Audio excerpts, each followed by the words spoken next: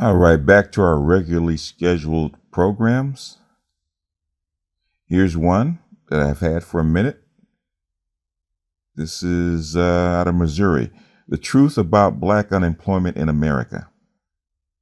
As Trump highlights declining jobless figures, Kansas City offers a window into how the recovery has passed many African Americans by. This is by Caleb Gale in Kansas City. Kansas City is booming. Employers and investors have poured into the Midwestern city since the recession. At least $1 billion has gone into its sparkling new downtown, revitalized arts district, and shiny new condos. So why is Sly James, its highly regarded outgoing mayor, so unhappy? James, who steps down in July 2019, is leaving office with a sense of disappointment that despite Kansas City's obvious accomplishments, the city's recovery has left one large section of society behind: African Americans. About 30% of Kansas City's population is black. Every month, seemingly, Donald Trump uses Twitter to trumpet how well black people have done under his presidency. Nationwide African American unemployment is now 6.5%, down from a peak of 16.8% at the height of the recession. But national numbers in a country as big as the U.S. can be misleading. For many African Americans in the Kansas City area, the spoils of a roaring recovery have passed them by. The impact of all things racial has left neighborhoods divided and segregated, and that leads to a perpetuation of things like poverty and lack of opportunity, says James, adding he would have to disagree with anyone who says that the real African American unemployment situation is 5.9%. I would disagree with it too.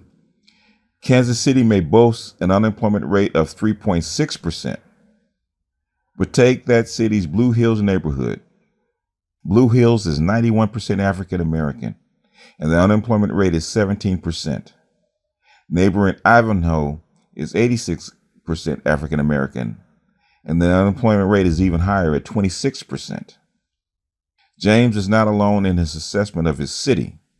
A loud chorus of individuals looks skeptically at the numbers Trump so proudly presents.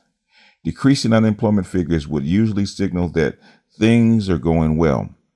But when you are one of the 14% of black people paid a poverty wage compared with the 8.3% of white people who receive a poverty wage, it doesn't feel like it.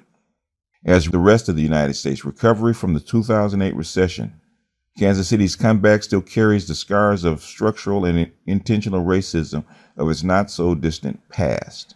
Carl, who did not want his last name published, is 57 years old and has big dreams. I want to save up, put something aside for a proper burial, pay off my house, keep up with my car payments, and pay that off. Typical American stuff, he says. But his access to the American dream has to be deferred. Carl has been unemployed for nearly a year, collecting a Social Security insurance after a hip replacement following an incident on his full-time construction job. Carl may be unemployed, but he still works hard. The white blotches of his graying hair nearly match the white of his tightly starched button-down shirt and well-shined tuxedo shoes. Most telling are the smooth calluses on his fingertips. One of the many jobs is playing the bass guitar for his local church. One Sunday, an announcement was made at the church about job workshops. He hustled, calling the numbers listed on the pamphlets left at the back of the church tables. After doing that program, I heard about the Financial Opportunity Centers. These Financial Opportunity Centers, FOCs, are a pillar program of the local initiatives. Support Corporation, where, according to Trees Booz, who leads these FOCs in Kansas City, coaches help overlook talent to prepare them for quality living wage jobs while becoming resilient to financial shock. Maurice Jones, LIC's national CEO, says that the goal was for participants to become net cash positive, culminating in a life plan that is inspiring to them. People just like Carl make their way into FOCs at a variety of points on their employment trajectory. For Carl, a felony conviction has made getting a job trickier than usual. He says he was pressured into a plea deal after brandishing an unregistered firearm in self-defense in response to being threatened several times by gang members in his apartment complex. Like many with criminal records around the country, Carl must jump the hurdles of the collateral consequences of convictions if he is to get a job. According to the National Inventory of Collateral Consequences of Convictions, compiled by the Council of State Governments, Carl could face up to 185 legally sanctioned barriers in Kansas to different kinds of employment and job certifications because of his conviction. In Missouri, that number increases to 313, and that is before any consideration of the intangible effects of perception of being a black man with a felony conviction. According to the National Association for the Advancement of Colored People, NAACP, a criminal record can reduce the likelihood of a callback or job offer by nearly 50%, nearly twice the impact suffered by white peers with a criminal record. The declining unemployment numbers Trump touts on Twitter do not account for the nearly 2.3 million unemployed African Americans in prison, who make up nearly 34% of the total U.S. prison population. Carl's criminal record and the hip replacement that lost him both his side hustle as a home health provider and his full-time construction gig haven't stopped his penchant for hustling. If you're in Kansas City, he might be your beautician or barber. He might be your bass guitarist in a wedding or church band. And in Carl's words, I've dug ditches and I'll do it again to keep up with the payments if it wasn't for my injury. Shelley, an unemployed 46-year-old mother, says that for her, bad things come in pairs.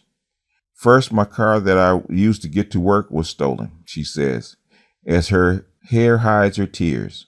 She recounts that days later, her apartment building was shut down because the landlord had so many code violations.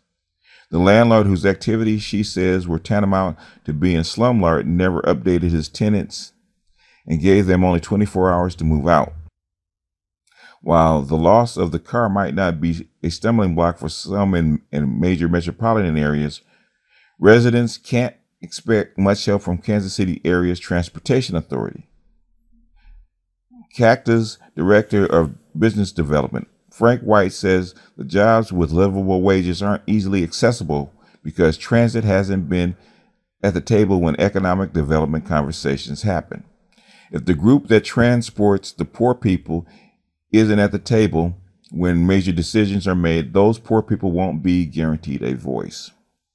Walled off by Troost Avenue, black people were historically restricted to the east side of the city by carefully constructed covenants that prevented them from moving into Kansas City's country club district. The homes of a burgeoning African American community were demolished to make room for Highway 71 over the course of decades, further impeding travel from black neighborhoods to the rest of the city. The predominantly white country club district remains one of the wealthiest neighborhoods in the United States, abutting one of the poorest areas of Kansas City. None of this, as James notes, took place strictly by happenstance. The net result is that jobs deemed geographically close to black communities are actually far as traveling by public transit. Shelley, who lives in the urban core, is about an 18 to 20 minute drive from Lenexa, Kansas, host of a new Amazon fulfillment center. Without a car, the 18 to 20 minute drive becomes 2 hours and 12 minutes of bus riding and walking, often without sidewalks. Shelley, like Carl, finds odd jobs and public benefit programs she can use to feed her child. She leverages programs like the LISC's Financial Opportunity Center to get her financial house in order. Everybody falls, hopefully everybody gets back, she says, but when a person falls, you need a little cushion so you can get yourself back up. But nowadays, with a president that wants to cut the programs that help me get up, I live in fear every day that I can't get up anymore. Kansas City may be well and truly back on its feet, but no wonder James seems glum. The seemingly symbolic relationship between structural racism and inequality, especially in education, impedes African Americans' ability to be employed in gainful employment that provides a living wage or even decent wage, says James, and it stifles hope for African Americans. And that is from The Guardian, dated July 7th, 2018. A lot of times we have to look closer at these numbers. That's why I don't really look at the unemployment numbers as much anymore, because over the last 20 years or so, I've learned to not trust them because they can be massaged. In fact, how they count the unemployed is as much a factor as the number of people unemployed, period, or number of jobs they put out. And a lot of times they even count part-time people. So you're not employed if you work, say, as little as 16 hours a week. It might not be a full-time job, but as long as they give you some hours, you're not employed. They can count you. They can put you in their divots, or a president can actually use those numbers to actually bolster his talking points as a president, that he's doing a good job. That's how come I use the labor force statistics, because that tells you the percentage of people that are out of work, that are not in the labor force. So they count the total population, and then they look at the number of people that are working, and they take that percentage, and that's much more accurate. Now, some of those people are students, if they're over 18, and some of those people are retired. I think it's like maybe 15% are retired, but even it's probably less than that now, because now a lot of your elderly have to come back and work, so they're actually in the labor force. But that's a better number of looking at exactly what the real workforce looks like. And when they count black numbers, it's like 42% of black people, or black men, aren't in the labor force. And we know black men don't live that long, for the most part. So there's a whole lot of black men that are not even in the labor force, and not even considered as far as unemployed. And Trump wouldn't be the first president to lie. Okay, let's keep it funky. But this is probably more of the stuff that I actually really like to do rather than the other stuff. And like I said, a lot of this stuff is not Trump's fault. I'm going to say that right up front. It's not his fault. There's a lot of stuff that he can't do. There's some stuff that he can and stuff that he can't. The economy, as big as it is and as global as it is, a lot of this stuff cannot be helped. And it's probably going to get worse, because corporations are actually going to start looking at their bottom line, and automation is actually going to come in and take some of the jobs, say like the Amazon fulfillment center. Eventually, automation is going to start hacking at these jobs. And all I can say is buckle up, keep your head down, keep your eyes open, keep your ears open, and get on your grind, because hustling and getting on your grind is probably going to be the thing that saves you. But anyway, that's all I got for this one. This is BGS out, and I will see you guys on the next one.